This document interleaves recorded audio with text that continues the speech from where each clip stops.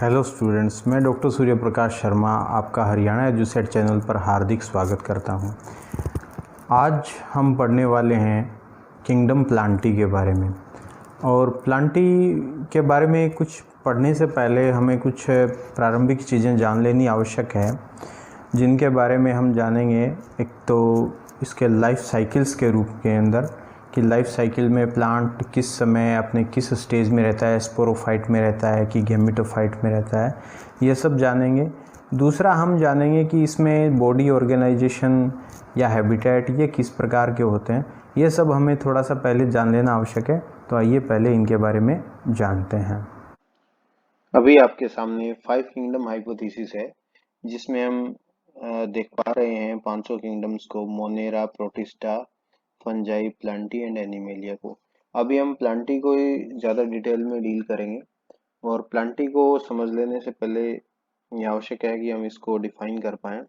तो सबसे बड़ी बात यह है कि इसमें एक तो क्लोरोफिल पाया जाता है, और दूसरी बात यह है कि इसके अंदर सेल वॉल प्रेजेंट होती है, और वो भी किसकी बनी होती है? सेल्यूलोज की। तो ये दो इसके पिक्यूलियर फीचर्स हैं प्लांटी के।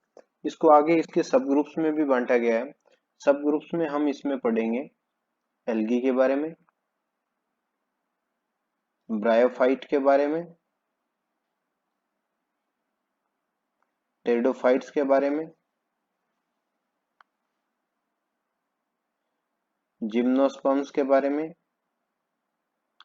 और एंजियोस्पर्म्स के बारे में। इतने पार्ट्स में हम इसे पढ़ेंगे, ये आगे की बात है। अभी हम इसको थोड़ा इसका इंट्रोडक्टरी पोर्शन ही पढ़ने वाले हैं, जिसमें हम इसके लाइफ साइकिल्स के बारे में, प्लांटी के लाइफ साइकिल्स के बारे में और कुछ और कैरेक्टर्स के बारे में हम डिटेल से पढ़ेंगे, ताकि आगे के जो सब ग्रुप्स हैं उन्हें पढ़ने में हमें काफी आसानी उससे हो पाएगी। चलिए आगे चलते हैं। सबसे पहले हम क्लासिफिकेशन सिस्टम्स को डील करते हैं कि अभी तक जो क्लासिफिकेशन के अलग अलग टाइप्स आपके सामने दिए गए हैं आपकी बुक के अंदर, उसमें आप देख पाएंगे कि जो क्लासिफिकेशन टाइप्स हैं उनमें आपको 3 मेजर टाइप्स मिलेंगे।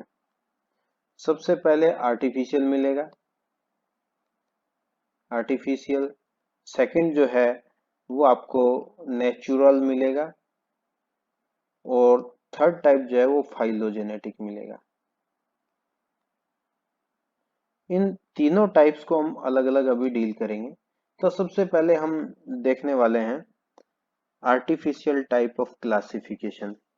इस सिस्टम के अंदर आप देख पा रहे हैं, मैंने यहाँ पर दो प्लांट्स बनाए हैं जो लगभग सिमिलर है, ये और ये।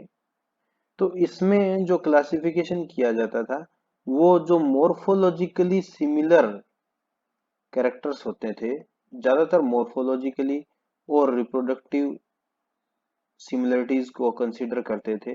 तो मोर्फोलॉजिकली एंड रिप्रोडक्टिव सिमिलरिटीज जो भी होती थी, उनके बेसिस में उनको एक ही ग्रुप के अंदर रख दिया जाता था। तो ये हम कह सकते हैं कि आर्टिफिशियल क्लासिफिकेशन सिस्टम जो है वो इसके वेजिटेटिव एंड रिप्रोडक्टिव सिमिलरिटीज पर बेस्ड था। तो इसमें केवल और केवल सिमिलरिटीज थी, इसके अलावा दूसरे कुछ कैरेक्टर्स को हम कंसिडर नहीं करते। इसमें जो आपको एग्जाम्पल मिलेगा वो ये है कि जो लीनियस के द्वारा जो क्लासिफिकेशन दिया गया था, वो इसका एक काफी बड़ा उदाहरण है। आगे देखते हैं, दूसरा जो क्लासिफिकेशन सिस्टम है वो है नेचुरल सिस्टम। नेचुरल सिस्टम में भी मैंने दो प्लांट्स यहाँ पर बनाए हुए हैं। इन इनके अंदर देखिए, जो एफिनिटीज थी स्ट्रक्चर की वो तो है ही, इसके अलावा एनाटॉमी एंड फाइटोकेमिस्ट्री को भी इंक्लूड कर दिया गया। यानी ये कुछ एक कैरेक्टर ऐसे हैं जो प्लांट की आंतरिक संरचना से और उसके अंदर जो केमिकल कंस्टिट्यूएंट्स पाए जाते थे उनके बेसिस के ऊपर इसको और ज्यादा वाइड कर दिया गया। तो ऐसे क्लासिफिकेशन सिस्टम क्या कहलाते हैं? Natural systems. और इसका जो एग्जाम्पल है बेंथम एंड हुकर के द्वारा दिया गया जो सिस्टम है, वो इसका एग्जाम्पल है। इंडिया के अंदर लगभग हर्बेरियम जो है वो बेंथम एंड हुकर के क्लासिफिकेशन के ऊपर बेस्ड है। यानी आप कह पाएंगे कि जो नेचुरल एफिनिटीज तो इनकी है ही, जो आप अगर देख पा रहे हैं कि रिप्रोडक्टिव एंड मॉर्फोलॉजिकल सिमिलरिटीज तो हैं ही, इसके अलावा एनाटॉमी एंड फाइटोकेमिस्ट्री के अंदर जो सिमिलरिटीज थी उनके बेसिस पर भी क्लासिफाई किया जाने लगा। तो ये सिस्टम क्या है? नेचुरल सिस्टम है। तीसरा जो सिस्टम है, सबसे एडवांस्ड जो सिस्टम है, वो है फाइलोजेनेटिक सिस्टम। इसके अंदर क्या होता है कि खास तौर से एक बात का ध्यान रखा जाता है कि प्लांट का विकास कहाँ से हुआ है। अगर हम देख पा रहे हैं कि जो दो प्लांट है वो एक ही एंसेस्टर से डेवलप हुए हैं, तो इनको जो क्लासिफाई करने का जो सिस्टम है वो फाइलोजेनेटिक सिस्टम कहलाता है। इसमें क्या है, फाइलोजेनी यानी विकासीय जो वृत्त है उसको ध्यान में रखा जाता है। इसका जो एग्जाम्पल है वो हचिनसन द्वारा दिए गए जो क्लासिफिकेशन सिस्टम है वो है। इसमें ऐसे सिस्टम क्या कहलाते हैं? फाइलोजेनेटिक क्लासिफिकेशन सिस्टम्स कहलाते हैं। अब हम लाइफ साइकिल के बारे में देखने जा रहे हैं, एक टिपिकल प्लांट के लाइफ साइकिल के बारे में। इसमें अगर आप इसको अभी ध्यान से देखेंगे तो आप आगे जो हमारे टॉपिक्स आने वाले हैं, आगे अब ब्रायोफाइट्स, एल्गी, इन सब के बारे में जो पढ़ेंगे तो आपको ज़्यादा आसानी रहेगी। तो अभी अगर आप टिपिकल लाइफ साइकिल देखते हैं तो उसमें एक स्पोरोफाइट है। स्पोरोफाइट को हमेशा ध्यान रखें, वो डिप्लॉयड होता है। स्पोरोफाइट में हमेशा ही स्पोरेंजिया बनती है, स्पोरेंजिया भी डिप्लॉयड होती है। और स्पोरेंजिया में जो स्पोर मदर सेल होती है उसमें रिडक्शन डिवीजन कह सकते हो आप, या उसका जो दूसरा नाम है जिसको आप मियोसिस, मियोसिस का मतलब अर्धसूत्री विभाजन या रिडक्शन डिवीजन। ये विभाजन होने के बाद, ये डिवीजन होने के बाद स्पोर्स बन जाते हैं, बीजाणु बन जाते हैं। उन बीजाणुओं में जो क्रोमोसोम्स का नंबर है या गुणसूत्र संख्या जिसको आप कहते हो वो बिल्कुल आधा रह जाता है, यानी यहाँ 2n थे तो यहाँ n है। ठीक है, इसके बाद स्पोर्स जर्मिनेट होकर के बनाते हैं गैमिटोफाइट, और गैमिटोफाइट जो है वो डेवलप करते हैं गैमीट्स। देखिए ये मेल गैमिट है और ये फीमेल गैमिट है। दोनों का जब फ्यूजन होता है उस इवेंट को हम फर्टिलाइजेशन बोलते हैं, और फर्टिलाइजेशन के बाद क्या बन जाता है? जाइगोट। यहाँ एक बात ध्यान देने योग्य है कि ये वापस जो क्रोमोसोम की जो नंबर है वो 2n हो जाता है। इसके बाद एम्ब्रियो बनता है और स्पोरोफाइट। एक बार फिर से देखिए, यहाँ पर दो इंपॉर्टेंट इवेंट्स हो रहे हैं। पहला रिडक्शन डिवीजन और दूसरा जो हो रहा है वो हो रहा है फर्टिलाइजेशन। आप देखिए जरा, यहाँ पर रिडक्शन डिवीजन हो रहा है जिससे नंबर ऑफ क्रोमोसोम आधे हो गए। यहाँ पर फर्टिलाइजेशन हो रहा है जिससे नंबर ऑफ क्रोमोसोम वापस डबल डबल हो चुके हैं।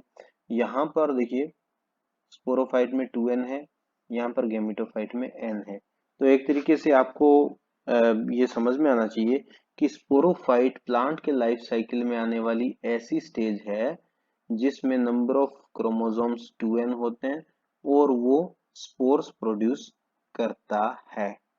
और गैमेटोफाइट जो है वो प्लांट के लाइफ साइकिल में आने वाली ऐसी हैप्लॉइड स्टेज है जो स्पोर के जर्मिनेशन से बनती है और गैमीट फॉर्मेशन के साथ वो खत्म हो जाती है। यानी गैमीट फॉर्मेशन के बाद जो जब जाइगोट बन जाता है, यानी फर्टिलाइजेशन होकर 2n स्टेज आ जाती है, उस समय वो स्टेज खत्म हो जाती है, यानी n से शुरू होकर 2n पे खत्म हो जाती है। तो ये गैमीटोफाइट है। जाइगोट क्या है? स्पोरोफाइट की फर्स्ट सेल है।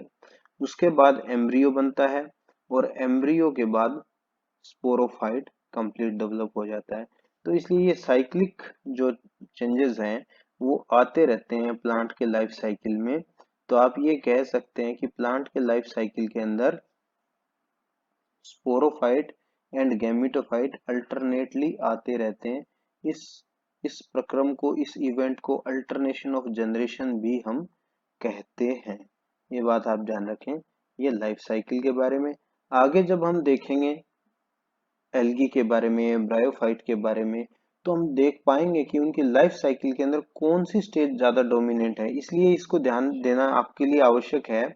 जैसे स्पोरोफाइट है, अभी आप जो आपके आसपास जो जितने प्लांट्स हैं वो एंजियोस्पर्म्स हैं, उनमें स्पोरोफाइट जो है वो एक डोमिनेंट स्टेज है।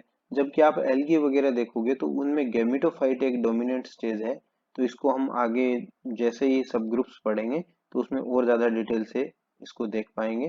तो जो स्टेज डिप्लॉयड रहती है उसको हम डिप्लोफेज कहते हैं, और जो स्टेजेस हैप्लॉयड रहती है उनको हम हैप्लोफेज कहते हैं।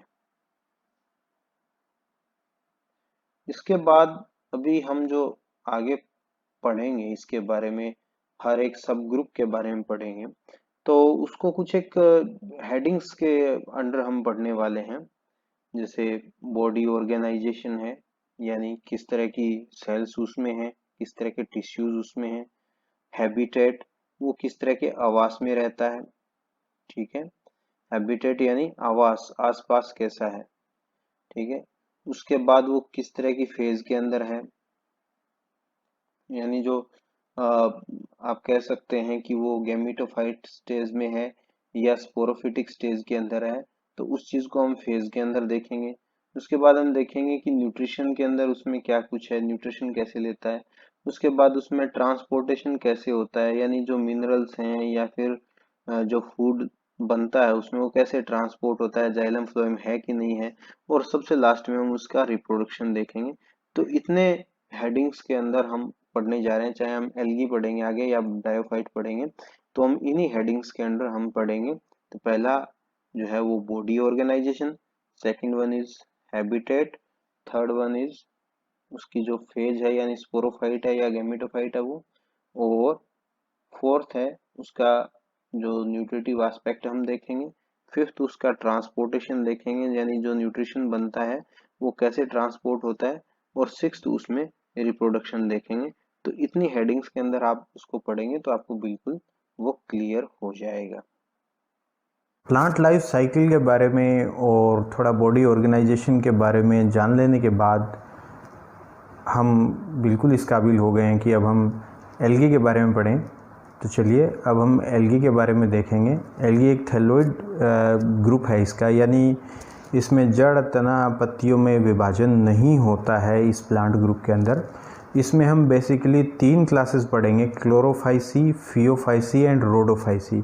इनको हम reserve food material, plant structure और उसके अंदर पाए जाने वाले पिगमेंट्स के बेसिस के ऊपर हम उसको आइडेंटिफाई करेंगे, एक दूसरे से डिफरेंशिएट करेंगे। तो आप इस पर ज़रूर ध्यान दें कि इसमें पिगमेंटेशन किस तरीके का है। उससे संबंधित क्वेश्चन आपके नीट में भी आते हैं, इसलिए वो काफ़ी महत्वपूर्ण है। चलिए जानते हैं एल्गी के बारे में। अभी हम प्लांटी के अंदर सब ग्रुप्स में केवल एल्गी एंड ब्रायोफाइट को पढ़ने वाले हैं। वैसे एक बार सभी को मैं इंट्रोड्यूस करा देता हूँ। ये एल्गी है। एल्गी, ब्रायोफाइट ज्यादातर जो है वो गैमेटोफाइट के रूप में रहते हैं। इससे आगे जो है टेरिडोफाइट्स हैं। टेरिडोफाइट्स स्पोरोफाइट के रूप में आ जाते हैं। उससे आगे है जिम्नोस्पर्म्स एंड एंजियोस्पर्म्स, ये भी स्पोरोफाइट के रूप में रहते हैं। लेकिन इनको फ्लावरिंग प्लांट्स बोलते हैं। क्यों? क्योंकि इनके अंदर क्या बनने लगते हैं, फ्लावर्स बनने लगते हैं। टेरिडोफाइटा तक क्या है, स्पोर्स के थ्रू रिप्रोडक्शन होता है। तो ये चीज ध्यान देने वाली है। अभी हम केवल एल्गी एंड ब्रायोफाइटा को पढ़ेंगे। देखिए, अगर हम एल्गी की बात करें तो एल्गी में अगर हम हैबिटेट को देखें तो हैबिटेट में वो हमेशा ही लगभग एक्वेटिक एंड मॉइस्ट प्लेसेस में पाए जाते हैं। बॉडी ऑर्गेनाइजेशन देखें तो वो यूनिसेलुलर यानी एक कोशिकीय या मल्टी सेलुलर या थैलोइड या फिलामेंटस टाइप पाए जा सकते हैं। न्यूट्रिशन हमेशा ऑटोट्रोफिक होगा ही, क्योंकि वो फोटोसिंथेसिस करते हैं। रिप्रोडक्शन बाय एसेक्सुअल या सेक्सुअल मेथड्स हो सकते हैं। और जो लाइफ स्टेज है वो मोस्टली गैमेटोफिटिक स्टेज के रूप में वो रहता है, यानी हैप्लोइड रहता है। और जो डिप्लॉइड स्टेज आती है यानी 2n स्टेज आती है वो केवल और केवल जाइगोट के रूप में आती है। ये बात आप ध्यान में रखें यहाँ पर। तो एल्गी के लिए देखिए, ये एक्वेटिक है, यूनी मल्टी सेलुलर या थैलोइड है, ऑटोट्रोफिक है, सेक्सुअल या एसेक्सुअल मेथड से रिप्रोडक्शन कर सकता है। लाइफ साइकिल या लाइफ स्टेज के अंदर वो ज्यादातर टाइम गैमेटोफिटिक स्टेज में ही रहता है। अब अगर हम रिप्रोडक्शन को थोड़ा सा डिटेल से देखें, बाकी चीजें तो आप जैसे ही मेंबर्स देखेंगे आपको समझ में आ जाएगी।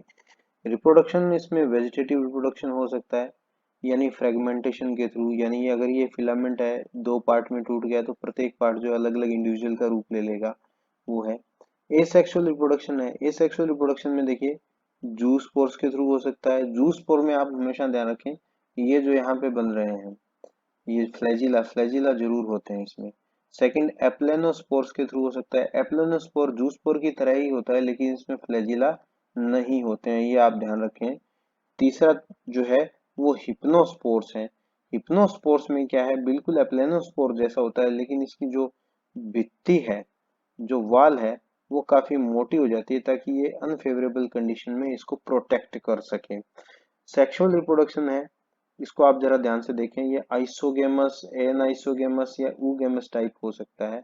आइसोगेमस में आप देखें यहाँ पर, आइसोगेमस का मतलब ये है कि जो मेल गैमीट है, इसको आप मेल मान लीजिए और ये इसके फ्लैजिला है, ये फीमेल गैमीट है, ये इसके फ्लैजिला है, ऑलमोस्ट एक जैसा साइज होता है, तो इसको isogamous type of sexual reproduction कहते हैं।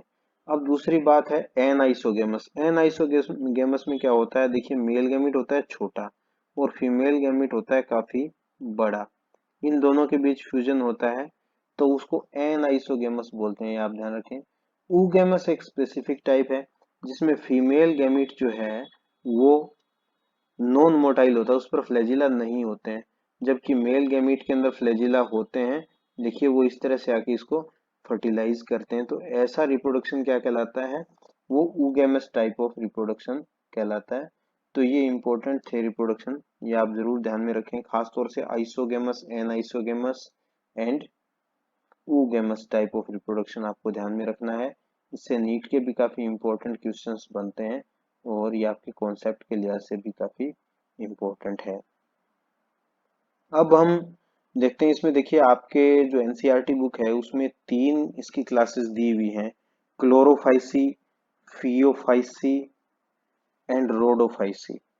तो इसमें देखते हैं, तो क्लोरोफाइसी की अगर हम बात करें तो क्लोरोफाइसी के अंदर आपको जो दिखाई दे रहा है यहाँ पर कुछ इसके रिप्रेजेंटेटिव मेंबर्स हैं, जैसे क्लेमाइडोमोनास है, वोल्वोक्स है, यूलोथ्रिक्स है, स्पाइरोगाइरा है या कारा है। ये नाम आपकी बुक के अंदर दिए हुए हैं। जब भी ये नाम लिखें आप इनको अंडरलाइन जरूर कर दें, क्योंकि ये या तो हम इन्हें इटैलिक्स में लिखें या अंडरलाइन करें, ये आईसीबीएन का रूल है, ये आप जरूर ध्यान में रखें। अब ये सारे के सारे ये यहाँ पर हैबिटेट बताया हुआ है, ये फ्रेश वाटर या मैरीन, या तो बिल्कुल साफ सुथरे जल में या फिर समुद्री जल में ये पाए जा सकते हैं। ठीक है, अब इनके सेलुलर स्ट्रक्चर अगर हम देखें तो ये यूनिसेलुलर या कॉलोनियल हो सकते हैं, ये फिलामेंटस भी हो सकते हैं, इनके अंदर क्लोरोप्लास्ट होते ही हैं, इनके अंदर पायरिनोइड्स पाए जाते हैं। पायरिनोइड क्या होते हैं, एक रिजर्व फूड मटेरियल को रखने वाले एक स्ट्रक्चर होती है जिसको पायरिनोइड बोलते हैं। आगे मैं आपको रिप्रेजेंटेटिव मेंबर की जो स्ट्रक्चर दिखाऊंगा उसमें इसको क्लियर कर दूंगा। और इसकी सेल वॉल जो है वो सेलुलोज की बनी होती है। इसके अंदर जो पिगमेंट्स होते हैं ये आपको जरूर ध्यान रखना है, इसी के बेसिस पे ही सभी एल्गी का क्लासिफिकेशन हुआ है। तो इसमें पिगमेंट्स हैं क्लोरोफिल ए एंड बी, और रिजर्व फूड मटेरियल किस के रूप में रहता है, वो स्टार्च के रूप में रहता है।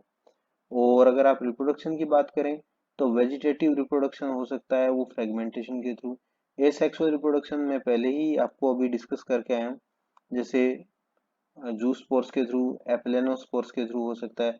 सेक्सुअल रिप्रोडक्शन में वो तीनों ही टाइप हो सकते हैं, आइसोगेमस, एनाइसोगेमस या फिर ऊगेमस। तो ये सारा क्लोरोफाइसी के बारे में एक तरीके से है सारा।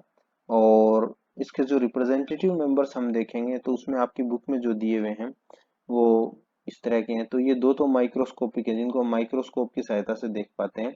ये क्लेमाइडोमोनास है, मैंने आपको बताया था कि पायरिनोइड एक स्ट्रक्चर होती है, देखिए यहाँ आपको मैं जूम करके दिखा रहा हूँ, ये वाली जो स्ट्रक्चर है वो पायरिनोइड है। इसके अंदर स्टार्च पाया जाता है रिजर्व फूड मटेरियल के रूप में। तो ये है वो पायरिनोइड जहाँ पर स्टार्च पाया जाता है। बाकी ये क्लोरोप्लास्ट है आपको जो ग्रीन कलर का दिख रहा है इसमें। ये जो सेकंड चीज आप देख पा रहे हैं वो है वोल्वॉक्स। वोल्वॉक्स एक कॉलोनियल स्टेज है, इसको भी आप माइक्रोस्कोप के थ्रू ही देख पाते हैं। तीसरा जो आप इसमें देख पा रहे हैं वो है कारा। कारा को आप सीधी आंखों से भी देख सकते हैं, लगभग इसी साइज का होता है। तो ये इसके रिप्रेजेंटेटिव मेंबर्स थे। आगे चलते हैं हम फियोफाइसी। देखिए क्लोरोफाइसी का जो सामान्य नाम था वो था ग्रीन एल्गी, ध्यान रखें कंपटीशन के लिहाज से भी इम्पोर्टेंट है। और अभी हम जो फियोफाइसी देख रहे हैं, फियोफाइसी का जो सामान्य नाम है वो है ब्राउन एल्गी। ये भी कंपटीशन के लिहाज से आपका काफी इंपॉर्टेंट है। ब्राउन एल्गी किसे कहते हैं? फियोफाइसी के मेंबर्स को ब्राउन एल्गी कहते हैं। आपकी बुक में जो एग्जांपल्स दिए हुए हैं वो है Ectocarpus, Dictyota, Laminaria, Sargassum and Fucus. Okay. और अगर हम इनके हैबिटेट्स के बारे में बात करें तो ये मेराइन हैबिटेट्स के होते हैं, यानी समुद्री जल में पाए जाने वाले होते हैं। अगर हम इनके सेलुलर स्ट्रक्चर के बारे में बात करें तो ये, और या यूं कहें कि बॉडी ऑर्गेनाइजेशन के बारे में बात करें तो ये मल्टी सेलुलर होते हैं, सिंपल है, ब्रांच्ड है, फिलामेंटस है, और इनके ऊपर जिलेटिनस कोट पाया जाता है, यानी एक लसलसा पदार्थ पाया जाता है जो कि एल्जिन का बना होता है। इनके अंदर जो इनकी ब्रांचेस हैं वो बड़ा एक तरीके से होती है, उनको फ्रॉन्ड बोलते हैं। और इनके अंदर होल्ड फास्ट भी हो सकता है जिसकी सहायता से वो किसी भी सबस्ट्रेटम पर चिपके हुए होते हैं। इनके जो सेल वॉल है वो सेलुलोज की और एल्जिन की बनी होती है। अगर हम बात करें इसके अंदर पाए जाने वाले पिगमेंट्स की तो उसमें chlorophyll A, C and fucoxanthin होता है। ये आप ध्यान रखें, जरूर याद कर लें, ये नीट के लिहाज से भी इम्पोर्टेंट है। रिजर्व फूड मटेरियल है वो लेमिनेरिन, मैनिटोल के रूप में होता है, या तो लेमिनेरिन या फिर मैनिटोल, ये दोनों ही कार्बोहाइड्रेट के रूप हैं। रिप्रोडक्शन की बात करें तो वेजिटेटिव रिप्रोडक्शन फ्रेगमेंटेशन के थ्रू होता है। एसेक्सुअल रिप्रोडक्शन जूस पोर्स के थ्रू होता है। इसके जूस पोर की एक खास बात है कि इसमें एक तो है बिल्कुल स्मूथ होता है फ्लैजिला, दूसरे फ्लैजिला जो है वो ब्रांच टाइप का होता है, उसको टिंसेल बोलते हैं। ठीक है। और ये देखिए, ये जो है सेक्सुअल रिप्रोडक्शन है वो केवल ऊगेमस टाइप का पाया जाता है। तो ये फियोफाइसी के बारे में। अब इसके कुछ रिप्रेजेंटेटिव मेंबर्स को देखते हैं ब्राउन एल्गी के। देखिए ये लेमिनेरिया है, ये फ्यूकस है, और ये डिक्टियोटा है। ये जो ब्रांचेस हैं, हैवी ब्रांचेस हैं, इनको फ्रॉन्ट्स बोलते हैं। यही डायग्राम आपकी बुक के अंदर दिए हुए हैं। अब हम बात करने जा रहे हैं रोडोफाइसी के बारे में, यानी इसको हम रेड एल्गी कहते हैं। रेड एल्गी जो आपकी बुक के अंदर एग्जांपल दिए हुए हैं वो है पॉलीसाइफोनिया, ये इंपॉर्टेंट है, पोरफायरा, ठीक है, Polysiphonia, porphyra, gracilaria and gelidium. ये एग्जांपल्स आपकी बुक में दिए हुए हैं जो कि आपको याद रखने हैं। ये नीट में भी क्वेश्चन पूछ लिए जाते हैं कई बार आपसे। अब हम इसके अगर बात करें इसके हैबिटेट के बारे में तो देखिए ये मेराइन हैबिटेट में पाए जाने वाले हैं, और ये वार्मर वाटर में पाए जाते हैं, यानी थोड़ा सा पानी जहाँ गर्म होता है उन क्षेत्रों में ये ज़्यादा पाए जाते हैं। ये देखिए। और अब अगर हम बात करें इनके बॉडी ऑर्गेनाइजेशन की तो आप देख पा रहे हैं कि ये जो है मल्टी सेलुलर होते हैं, मल्टी सेलुलर है, और इसके अंदर आर फाइकोइरिथ्रिन पिगमेंट कॉम्प्लेक्स होते हैं। कॉम्प्लेक्स थैलस स्ट्रक्चर होती है। अगर आप पॉलीसाइफोनिया की स्ट्रक्चर देखेंगे तो काफी कॉम्प्लेक्स स्ट्रक्चर है। और सूडो पेरेन्काइमा पाया जाता है, यानी पेरेन्काइमा जो आप पढ़ के आए हैं 9th क्लास के अंदर, उसी का ये एक प्रिमिटिव रूप होता है जिसको सूडो पेरेन्काइमा बोलते हैं। इसके अंदर क्या है, ये जो है कॉमन मिडिल लेमिला शेयर नहीं करते हैं। ये थोड़ा सा हायर क्लासेस का टॉपिक है, लेकिन आप इतना ही याद रख लें, सूडो पेरेन्काइमा पाया जाता है। और जो रिजर्व फूड मटेरियल है वो जो है वो फ्लोरिडीरियन स्टार्च के रूप में पाया जाता है। यहाँ पर देखिए क्लोरोफिल ए है, डी है, और फाइकोइरिथ्रिन है। फाइकोइरिथ्रिन मेन इंपॉर्टेंट पिगमेंट है इसका। और जो फ्लोरिडियन स्टार्च है वो एमाइलोपेक्टिन के जैसा दिखता है, एमाइलोपेक्टिन या ग्लाइकोजन जैसा कि एनिमल्स में पाया जाता है रिजर्व फूड मटेरियल, वैसा दिखता है। और अगर आप बात करें रिप्रोडक्शन की तो फ्रेगमेंटेशन के थ्रू होता है वेजिटेटिव रिप्रोडक्शन। एसेक्सुअल रिप्रोडक्शन जो है वो नॉन मोटाइल स्पोर्स के थ्रू होता है, यानी एप्लेनोस्पोर्स के थ्रू होता है। सेक्सुअल रिप्रोडक्शन है वो oogamous होता है। आपने अभी तक देखा जो तीनों क्लासेस हैं, तीनों क्लासेस की अगर हम बात करें तो सेक्सुअल रिप्रोडक्शन है केवल जो क्लोरोफाइसी था यानी ग्रीन एल्गी था उसमें तीनों टाइप का पाया जाता था। वो आप कह सकते हैं उसको isogamous, N isogamous and oogamous type. लेकिन इससे पहले जो हमने क्लास पढ़ी है, ये देखिए, उसमें भी oogamous टाइप का था, यानी जो ब्राउन एल्गी था फ्यूफाइसी का। ठीक है, इसके बाद आप यहाँ देख रहे हैं रेड एल्गी के अंदर, रोडोफाइसी के अंदर, उसमें भी oogamous है। तो ये सब है इसके बारे में। जरा देखिए, ये इसके कुछ एग्जांपल्स हैं, रिप्रेजेंटेटिव मेंबर्स हैं। ये पोरफायरा है और ये पॉलीसाइफोनिया है। पॉलीसाइफोनिया को आप हायर क्लासेस के अंदर, यानी जब आप बीएससी परस्यू करोगे तो उसमें आप देखोगे काफी कॉम्प्लेक्स स्ट्रक्चर है, 5 टाइप के इसके अंदर स्पोर्स भी पाए जाते हैं। लेकिन आपके इस क्लास के लिहाज से अभी इतना काफी है। अभी हम एल्गी का इम्पोर्टेंस देखने जा रहे हैं। सबसे जो पहली चीज देखते हैं हमें एल्गी के इम्पोर्टेंस में, कि ये बेसिक प्रोड्यूसर्स हैं, यानी महासागरों में ये पाए जाते हैं, यानी एक्वेटिक इकोसिस्टम का काफी इम्पोर्टेंट हिस्सा है ये। प्रोड्यूसर्स यानी सनलाइट का यूज करके ये फूड बनाते हैं, और फूड के रूप में जो इस्तेमाल होते हैं, डायरेक्टली फूड के रूप में जिनको हम हार्वेस्ट करते हैं, वो लेमिनेरिया एंड सरगेसम का यूज होता है। हाइड्रोकोलोइड्स कई बनाते हैं, एल्जिन बनाते हैं जो कि ब्राउन एल्गी से मिलता है, एंड कैरेगिन मिलता है वो रेड एल्गी से मिलता है। देखिए ये दोनों इंपॉर्टेंट है, ये कंपटीशन में आते हैं।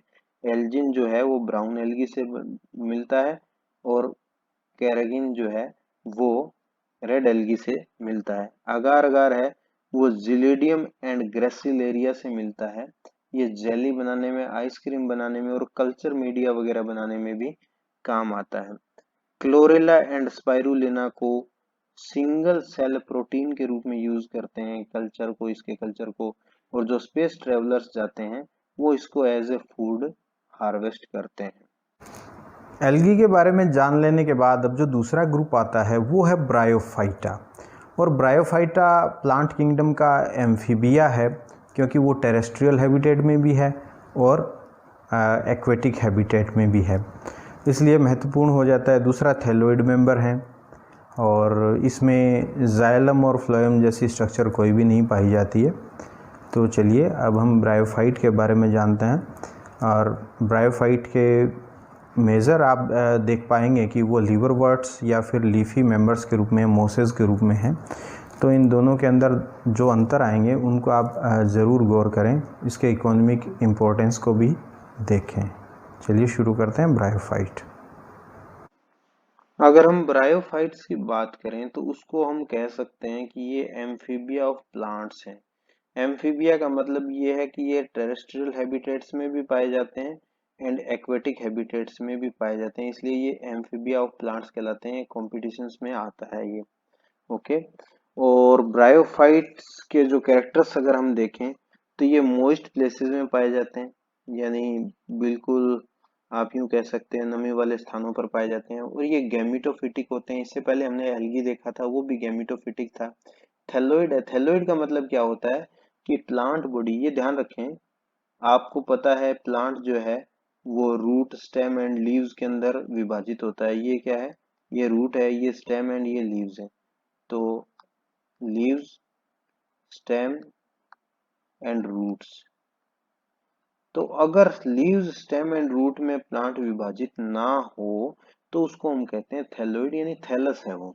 ओके, और इसमें फर्टिलाइजेशन के लिए वाटर की जरूरत होती है, ये भी ध्यान रखें आप। स्पोरोफाइट जो है वो गैमिटोफाइट के ऊपर डिपेंडेंट रहता है, और ये फोटोसिंथेटिक होते हैं, यानी क्लोरोफिल इसके अंदर पाए जाते हैं।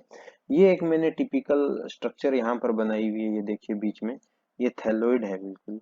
ये आप मान सकते हैं कि मार्केंशिया की स्ट्रक्चर है, तो जो कि इसको लीवर वर्ट बोलते हैं। पुराने टाइम में ऐसे बिल्कुल इसकी लीवर के जैसी स्ट्रक्चर होती थी, इसलिए इनको लीवर वर्ट्स बोल दिया। ये राइजोइड्स हैं, ये इसका थैलस है, आपको पता है। लीफ, स्टेम एंड रूट्स में विभाजित नहीं होता है, डिफरेंशिएटेड नहीं होता है इसका जो थैलस है, इसीलिए इसको थैलोइड बोलते हैं, थैलस कहते हैं। अब देखिए इसकी रिप्रोडक्टिव स्ट्रक्चर्स की अगर हम बात करें तो फीमेल रिप्रोडक्टिव पार्ट है वो आर्चिगोनिया होता है, बिल्कुल देखिए ऐसा दिखता है आर्चिगोनिया। ये नेक सेल्स हैं, ये वेंट्र कैनाल सेल है, ये एग सेल है और ये इसको चारों ओर से घिरी हुई कुछ वेजिटेटिव सेल्स हैं। और ये जो है वो मेल रिप्रोडक्टिव पार्ट है जिसको हम एंथ्रीडिया बोलते हैं। ये अंदर इसके एंथेरोजोइड्स बन रहे हैं, ये बाहर की तरफ ये जैकेट सेल्स हैं इसके, और ये इसका स्टाक है। तो ये male and female reproductive organs है जो कि इसके गेमिटोफाइट पर लगते हैं। अब अगर आप एक इसका टिपिकल लाइफ साइकिल देखें जरा, आप ये मान सकते हैं जो हमने पहले डायग्राम में बनाया था, ये एक गेमिटोफाइट है, उस पर आर्चिगोनिया एंड एंथ्रीडिया लगते हैं, ठीक है। एंथ्रीडिया में एंथेरोजोइड बनते हैं, आप देख के आए अभी, और आर्चिगोनिया में एग बनता है। दोनों का क्या होता है, फर्टिलाइजेशन होता है, फर्टिलाइजेशन के बाद जो है जाइगोट बन जाता है। जाइगोट स्पोरोफाइट की फर्स्ट सेल है। उसके बाद जो है कंप्लीट स्पोरोफाइट डेवलप होता है जो कि फूट, सीटा एंड कैप्सूल में इसके अंदर डिवाइडेड होता है। ये जो स्पोरोफाइट आप देख रहे हैं ये फूट, सीटा एंड कैप्सूल के अंदर डिवाइडेड होता है। आप हायर क्लासेस के अंदर इसको पढ़ेंगे, ये भी 2n है। और इसके अंदर जो स्पोरोजिनस टिश्यू होता है वो भी 2n होता है, यानी डिप्लॉयड होता है।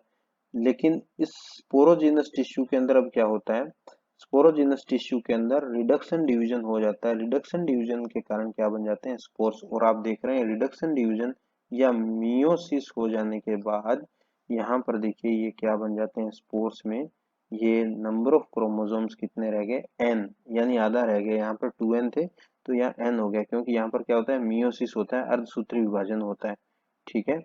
स्पोर्स के बाद जो है स्पोर्स जर्मिनेट होकर के क्या बनाते हैं, जहां से हमने लाइफ साइकिल को शुरू किया था, ये जो गैमिटोफाइट है, गैमिटोफाइट वापस बन जाता है।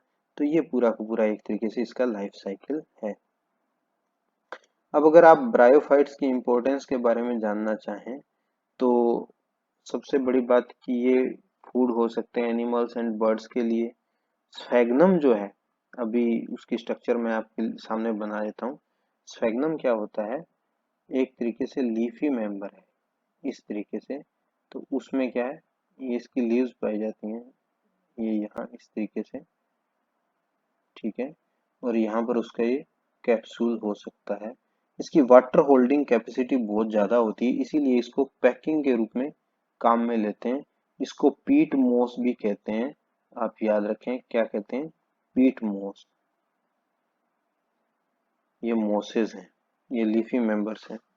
अच्छा, दूसरे ये पायोनियर्स होते हैं। पायोनियर्स का मतलब क्या है, जब भी किसी चट्टान पर बिल्कुल बैरन एरिया है वहां पर जब प्लांट्स लगने शुरू होते हैं तो वहां पर लाइकेन के बाद आने वाले जो प्लांट्स हैं वो ये ब्रायोफाइट्स ही होते हैं, इसलिए इनको पायोनियर्स भी बोलते हैं। अब देखिए लीवर वर्ट्स, मैंने आपको पहले ही बताया था। सबसे पहले हमने जो देखा था इसका डायग्राम लीवर वर्ट का, ये देखिए ये एक लीवर वर्ट का डायग्राम है, मार्केंशिया का डायग्राम है। मैंने कहा था लीवर जैसी स्ट्रक्चर पुराने समय में दिखती थी इसकी, तो यही नाम इसका रख दिया गया लीवर वर्ट। लीवर वर्ट के अंदर देखिए ये थैलोइड होते हैं, इनके अंदर गैमी भी पाए जा सकते हैं वेजिटेटिव रिप्रोडक्शन के लिए। गैमी स्पेसिफिक स्ट्रक्चर होती है ब्रायोफाइट्स में पाए जाने वाली, जो कि वेजिटेटिव रिप्रोडक्शन के लिए पाई जाती है। ये भी कंपटीशन के लिहाज से आपका काफी इंपॉर्टेंट है। सेक्सुअल रिप्रोडक्शन में हो सकता है मेल एंड फीमेल थैलस अलग अलग हो सकता है, एक ही थैलस हो, लेकिन मेल रिप्रोडक्टिव ऑर्गन क्या होंगे, एंथ्रीडिया होंगे, और फीमेल रिप्रोडक्टिव ऑर्गन क्या होंगे, आर्चिगोनिया होंगे। ये आपको ध्यान रखना है।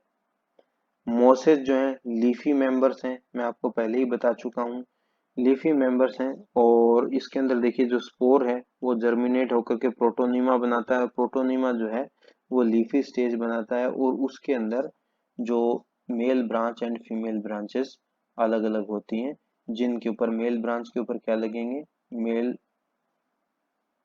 रिप्रोडक्टिव ऑर्गन यानी एंथ्रीडिया, और फीमेल ब्रांच के ऊपर क्या लगेगा, आर्चिगोनिया। ओके। और अब आप कह सकते हैं कि ब्रायोफाइट्स क्या है। ब्रायोफाइट्स को हम कह सकते हैं, bryophyte is a group of plants having autotrophic thalloid gametophytic main plant body and sterile jacket cells on multicellular sporophytic stage. तो इस तरीके से आप डेफिनेशन बना सकते हैं, आप एल्गी की डेफिनेशंस भी बना सकते हैं इसी तरीके से। आज के लेक्चर में हमने प्लांटी के बेसिक कॉन्सेप्ट्स को जाना है, जिसमें हमने प्लांट के बेसिक लाइफ साइकिल के बारे में, उसके बेसिक स्ट्रक्चर्स के बारे में जाना है और विशेषतया एल्गी और ब्रायोफाइट के बारे में हमने पढ़ा है, इन दो सब ग्रुप्स के बारे में। एल्गी में हमने क्लोरोफाइसी, फियोफाइसी एंड रोडोफाइसी के बारे में पढ़ा है और ब्रायोफाइट्स में हमने लीवरवर्ट्स एंड मोसेस के बारे में पढ़ा है। इनके दोनों ही ग्रुप्स के इकोनॉमिक इम्पोर्टेंस भी देखे हैं। तो हमें लास्ट में क्या करना चाहिए, इन सभी के जो ग्रुप्स में भी जैसे क्लोरोफाइसी, फियोफाइसी एंड रोडोफाइसी है, उनको टेबुलर फॉर्म में लिखना चाहिए, उनके जो पॉइंट्स हैं उनको पूरी तरह से लिखना चाहिए और लीवरवर्ट्स एंड मोसेस के भी पिक्यूलियर फीचर्स को हमें लिखना चाहिए ताकि हम इनको क्लियरली डिफरेंशिएट कर सकें एक दूसरे से। और ये सब आपके लिए कंपटीशन के लिहाज से काफ़ी महत्वपूर्ण रहेंगे, तो कृपया इसको आप कॉपी में नोट ज़रूर कर लें। आशा है आपने आज लेक्चर को पूरी तरह से एंजॉय किया है। धन्यवाद।